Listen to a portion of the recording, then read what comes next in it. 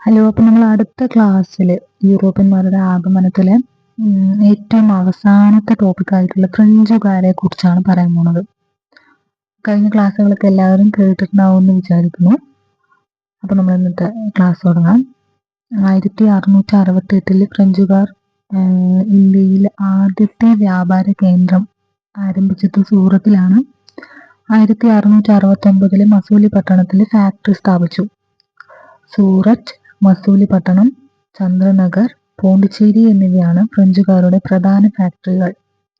പ്രധാന താവളങ്ങളാണ് മാഹി, കാരയ്ക്കൽ, യാനം, ചന്ദ്രനഗർ എന്നിവ.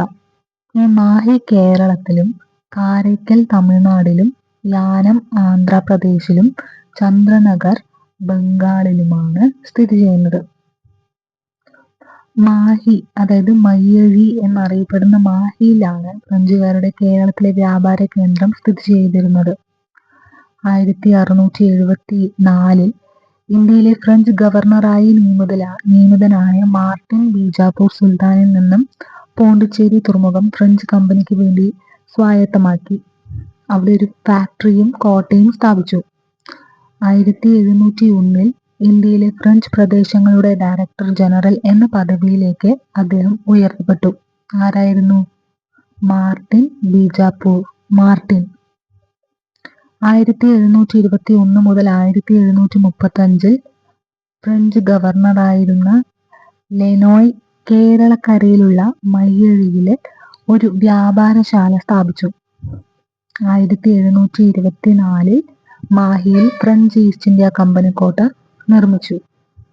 1725 കടത്തനാട്ടു രാജാവിൽ നിന്നും മാഹി പിടിച്ചെടുക്കാൻ നേതൃത്വം നൽകിയ ഫ്രഞ്ച് ക്യാപ്റ്റനാണ് Bertrand Francois Mahe de la ബോണേഴ്സ്.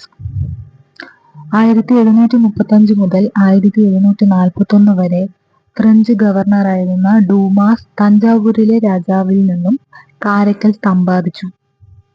ഇന്ത്യയിലെ ഫ്രഞ്ച് പതനത്തിന് കാരണം വാൻഡിവാഷ് യുദ്ധമാണ്.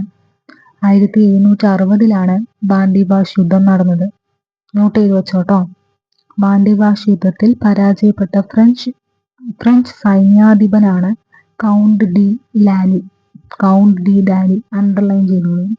പോണ്ടിച്ചേരിയാണ് ഇന്ത്യയിലെ ഫ്രഞ്ചുകാരുടെ ആസ്ഥാനം.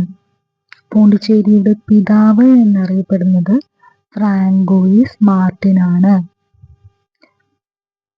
1954 ഫ്രഞ്ചുകാർ ഇന്ത്യ വിട്ടുപോയി. അപ്പൊ നമ്മുടെ ഇന്നത്തെ ഫ്രഞ്ചുകാരുടെ ക്ലാസ് കഴിഞ്ഞ്, ഫ്രഞ്ചുകാരുടെ മാത്രമല്ല യൂറോപ്യന്മാരുടെ ആഗമനം എന്നുള്ള ക്ലാസ് നമ്മൾ മൊത്തമായിട്ട് അങ്ങോട്ട് കഴിഞ്ഞു തീർത്തു.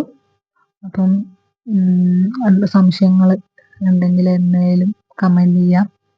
അതുപോലെ തന്നെ അടുത്ത ക്ലാസ്സസിൽ ഇനി വരും ദിവസങ്ങളിൽ വരുന്നതായിരിക്കും. അപ്പം നിങ്ങളുടെ അഭിപ്രായങ്ങൾ കമൻറ്റിലൂടെ അറിയിക്കാം.